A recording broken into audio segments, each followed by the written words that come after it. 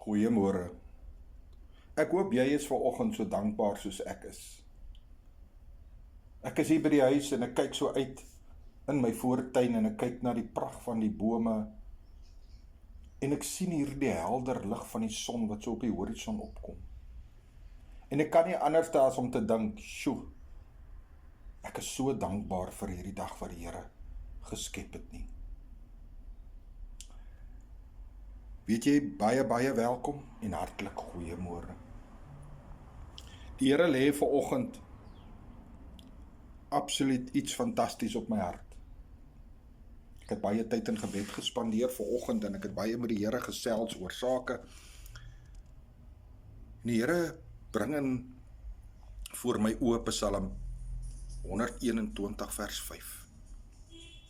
En dit sê die volgende: die Here is jou bewaarder, hoofletter, nee. Die Here is jou skaduwee aan jou regterhand. En ek dink so van myself, weet jy, Here, waar ook al ek loop, is daar 'n skaduwee.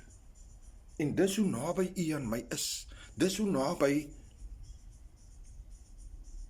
die nabyheid van U wat ek kan voel.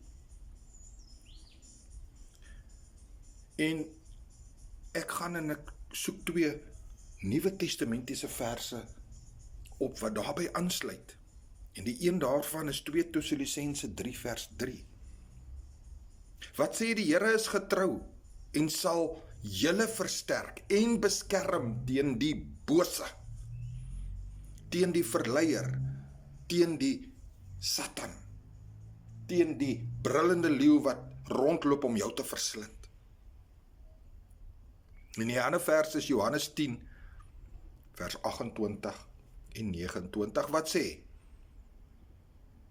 of wat waarborg dat niemand sy skape uit sy hand sal ruk nie, want hy is die opperherder wat sy kudde versorg. Ek wil vanoggend vir jou vra, is jy deel van sy kudde? Is jy ook maar 'n skapie wat eendag op 'n stadium in die duisternis rondgeval het, verdwaal het en afbeweeg het van die pad van die Here af? Wat so seer gekry het en wat so sleg behandel was? Wat besluite geneem het wat beters besluite kon gewees het? En die nagevolg daarvan was dat jy deur baie smarte gegaan het. Weet jy, die Gees van die Almagtige God praat vanoggend diep uit my hart uit. En mag al die eer en die lof hom toekom, want ek is nie tot in staat wat ek nou met julle deel nie. Ek weet dis die Heilige Gees wat hierdie woorde bring. Jou lewe wat jy voorheen gelei het, of wat jy dalk nog steeds lei. Jy kyk na die nuus, jy kyk na al die dinge wat op die selfone tevoorskyn kom, en jy dink vir jouself, hoe kan die Here dit toelaat? Maar weet jy wat, ons moet in lyn kom met ons gedagtes, met ons hartsbegeertes, in lyn met die woord. En ons moet die Bybel oopmaak, ons moet hom fisies begin lees, om vir ons te kan wys, wat en waar ons misluk, waar ons sake beter kon hanteer, die maniere hoe ons optree, die maniere hoe ons met mense praat. Jesus Christus gaan alles oor lief kry. Liefde. 1 Korintiërs 13 vers 13 sê, daar's geloof, hoop en liefde. Waarvan liefde die grootste is. Dit is liefde vir jouself, liefde vir die mense om jou, liefde vir jou vyand, liefde vir jou werkskollegas, liefde vir jou kennisse, vriende. Jy moet hulle eerste lief kry. Want die Here Jesus Christus het jou lief sonder perke. En daarom wil ek hierdie boodskap vanoggend by u laat.